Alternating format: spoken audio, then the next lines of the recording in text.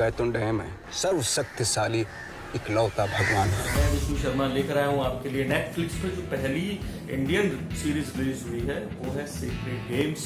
सैफ अली खान, नवाजुद्दीन की फिल्म है। अनुराग कश्यप और विक्रमादित्य मोटवाने ने इसको डायरेक्ट किया है। फिल्म की खास बात है कि इसमें ऐसा कुछ नहीं छोड़ा गया जो सारी भड़ास अनुराग कश्यप ने निकाली है, जो सेंसर बोर्ड पर होती थी, चाहे वो सेक्स को लेकर हो, पॉलिटिक्स को लेकर हो, चाहे वो वायलेंस को लेकर हो, गालियों को लेकर हो, सब कुछ भर दिया है। आप यकीन नहीं करेंगे, कुछ डायलॉग सुनिए कैसे। मैं कह रहा हूं कि इस फिल्म को कांग्रेस वाले अगर सेंसर बोर्ड रिलीज करता, सिनेमा हॉल में रिलीज होती तो रिलीज नहीं होने देते। राजीव गांधी के लिए डायलॉग सुनिए। राजीव गांधी फट्टू पीएम है जिसने शाहबानों को मुल्लों के सामने फेंक दिया। मां मरी तो बेटा पीएम बन गया और उसने फिर बोफोर्स का घोटाला किया। जब एक पीएम ये कर सकता है तो मैं क्यों ना करूं। नवाजुद्दीन सिद्दीकी जो गैंगस्टर बने इस फिल्म में, गणेश गायतुंडे नाम से, उन्होंने डायलॉग बोला। आप सेक्स के फील्ड में जाएंगे तो 3 ब्रालेस लेडी, समझिए आप, 3 टॉपलेस लेडी दिखाई गई, एक जो मेल वुमेन दिखाई गई वो पेंटीलेस है। जी हाँ, इसमें आपको सब कुछ मिलेगा जो अनुराग कश्यप नहीं दिखाई देते। गालियां टनों में हैं, गोलियां और गालियां इस फिल्म में जबरदस्त हैं, बेलौस हैं, बेरोक टोक हैं।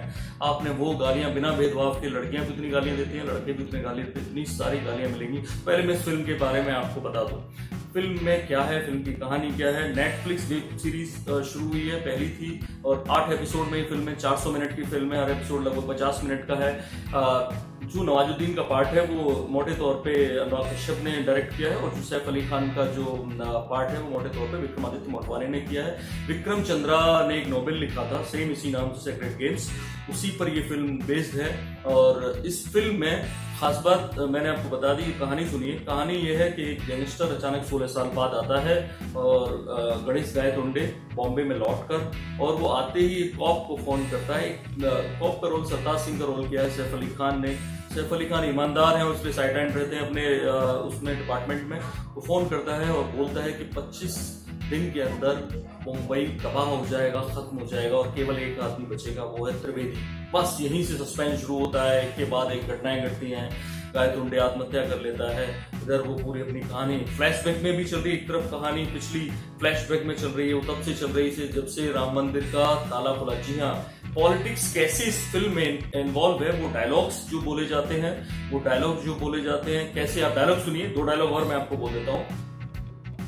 उस वक्त पीएम ऐसे बदल रहे थे जैसे कच्छे बदलते हैं। जी हाँ, इसका आपत्ति हो सकती है किसी को। दूसरा जो डायलॉग था, और उस पर तो कोई बवाल कर सकता है, कैसे वो बता रहे हैं। दुष्यंत एक जो इसमें त्रिवेदी नाम का कैरेक्टर, वो ये डायलॉग बोलता है, कैसे वीर की बरसात से बन गया भारतवर्ष का वर्ष। जी हाँ, ये पूरी एक तरह से देश पे कमेंट है, और जो उसकी हिंदू माइथोलॉजी उस पे कमेंट है। कैसे दुष्यंत शकुंतला का जो एपिसोड है वो बताते हुए बोलता है कि कैसे वीर की बरसात हुई और भारतवर्ष का वर्ष वहां से बना।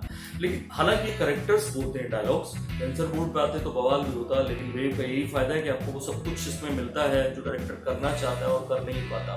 तो जो पॉलिटिक्स है वो उसमें ऐसे इन्वॉल्व है कि कहीं ना कहीं हिंदूवादी राजनीति पे सारी उंगली उठाई गई है कहीं, और सीधे सीधे राजीव गांधी को ठोका गया है कि कैसे जो राम मंदिर वाला, बाबरी मस्जिद वाला ताला खुला, वहां से जो चेन ऑफ इंसिडेंट्स हुए, मुंबई ब्लास्ट तक हुआ, वहां तक कि वो इंसिडेंट्स बीच में इस फिल्म में डाले गए हैं। तो कहानी उसी तरह से कि क्या वो गुत्थी सुलझती है और पॉलिटिक्स इसमें इस तरह से इन्वॉल्व होती है। दूसरा सेक्स कैसे इन्वॉल्व, मैंने आपको बताया कैसे 3 ऐसी लेडीज हैं जिनको टॉपलेस दिखाया गया। ऐसे 4-5 सीन है, सेक्स के सीन्स आपको रियल लगेंगे। ऐसे लगता है कि वहाँ एक्सपेरिमेंट्स किए गए हैं, सारी सेक्स पोजीशंस कैसे दिखाई जा सकती है ज्यादा से ज्यादा, वो सब रियल उसमें दिखाने की कोशिश की गई है।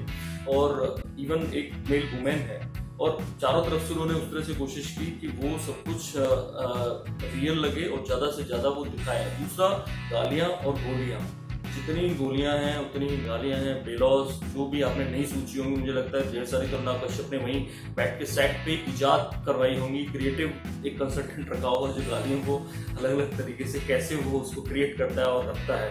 दूसरे जाते हैं हिंदू मुस्लिम। जी हाँ, ये बड़ा मुद्दा इस फिल्म में है कि हिंदू मुस्लिम को लेकर उन्होंने इतने सारे मुस्लिम्स को लेकर डायलॉग बोले कि कैसे ईद पे वो गाड़ियां दौड़ाते रहते हैं और कैसे वो बांग्लादेशियों की औलाद हैं, ढेर सारी चीजें हैं। हाँ, हिंदूवादियों को हो सकता है इस पर ऐतराज हो कि कैसे नवाजुद्दीन सिद्दीकी जो गैंगस्टर गायतुंडे का रोल कर रहा है, उसका कोला लॉन्च होता है और उसका एक एड दिखाया जाता है एक तरह से लॉन्चिंग के टाइम पे ही, कैसे लक्ष्मण शक्ति का सीन है और लक्ष्मण शक्ति के सीन में लक्ष्मण को संजीवनी बूटी की बजाय हनुमान जी उसका कोला ला के देते हैं और कोला पिलाते हैं और लक्ष्मण जी जीवित हो जाते हैं। गायतुंडे की प्रेमिका को मुस्लिम गैंगस्टर मार देता है तो वो 80 मुसलमानों को फिल्म में और वो निर्दोष मुसलमानों को मार देता है। प्लस मैंने कहा ना, हिंदू मुसलमान है कि उसके नाम से समझिए, नाम से सेक्रेड गेम्स यानी पवित्र धार्मिक खेल, और उसमें जो मेन जो किरदार है विलेन का पंकज त्रिपाठी का, वो इस फिल्म में एक तरह से बाबा बना है, वो ज्ञान देता है टीवी पर सुबह शाम। उसमें जितने डायलॉग्स हो सकते हैं, जितने डायलॉग एक दूसरे को लेकर हो सकते हैं, वो क्या बाबर की नाजायज औलाद है, जैसे इस तरह के डायलॉग नॉर्मली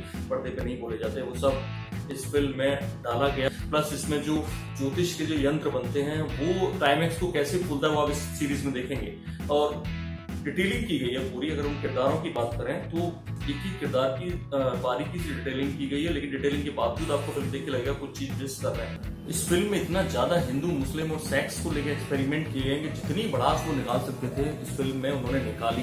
कैसे जो फिल्म के 8 एपिसोड हैं उनके नाम देखिए, अश्वत्थामा, ब्रह्महत्या, वातापी, ययाति, इस तरह के नाम है। दूसरा पार्ट देखिए, सीधे हिंदू धर्म पे चोट दिखाई जाती है। शुरू में क्या होता है कि जो पुजारी है उसका बेटा होता है नवाजुद्दीन सिद्दीकी, अपने बाप को जब वो भिक्षा मांगने जाता है गांव में तो उसको सीधे बोलता है साला पंडित भिखारी। वो उस तरह से चलता है। सेम जब नवाजुद्दीन का जो कैरेक्टर ब्राह्मण का किरदार है पंडित के बेटे का, लेकिन जब वो एक बॉम्बे में जाता है तो एक ब्राह्मण के शाकाहारी होटल में काम करता है और उससे अपने मालिक से परेशान होकर सबके खाने में हड्डियां मिला देता है। और वो जिन सीन्स की शायद जरूरत ना हो, लेकिन यहाँ उनके पास मौका बहुत था अपनी सारी चीजें निकालने का, उसको कुछ ना कुछ साबित करने का, वो कुछ चीजों पर, कुछ कस्टम्स पर उंगली उठाने का उन्होंने किया।